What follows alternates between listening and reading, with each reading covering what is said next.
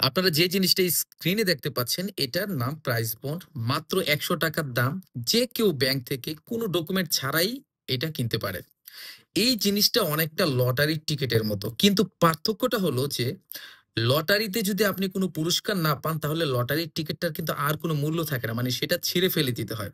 কিন্তু এই প্রাইস বন্ডের প্রাইজ মানে পুরস্কার যদি আপনি নাও পান, তাহলে এই প্রাইস বন্ডটা আপনি যখন আবার ব্যাংকে নিয়ে ফেরত দিবেন, তখন সেই ৳১০০ কিন্তু আপনাকে ব্যাংক সাথে, সাথে ফেরত দিয়ে দিবে।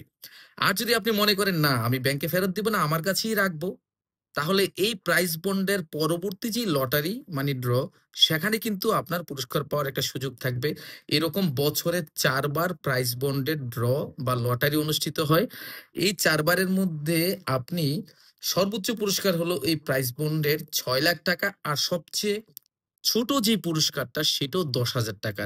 এরকম ৪৬ টা পুরস্কার আছে প্রত্যেকটা সিরিজের জন্য এবং বর্তমানে বাংলাদেশে প্রায় ৮১ টা সিরিজ মানে প্রত্যেকটা সিরিজে ৪৬ টা মোট ৮১ টা সিরিজ। তাহলে টোটাল পুরস্কার কয়টা হয়? একটু কমেন্ট বক্সে আমাকে যদি জানাতেন। এত্তগুলা পুরস্কার আছে। আর দিন যত যাবে এরকম সিরিজের সংখ্যা ততই বাড়তে থাকবে। এই প্রাইজ বন্ডটা হলো সরকারি, তাই শতভাগ নিরাপদ। অর্থাৎ এই প্রাইজ বন্ডটা ফেরত দিয়ে টাকা পেতে আপনার কোনো সমস্যা হবে না।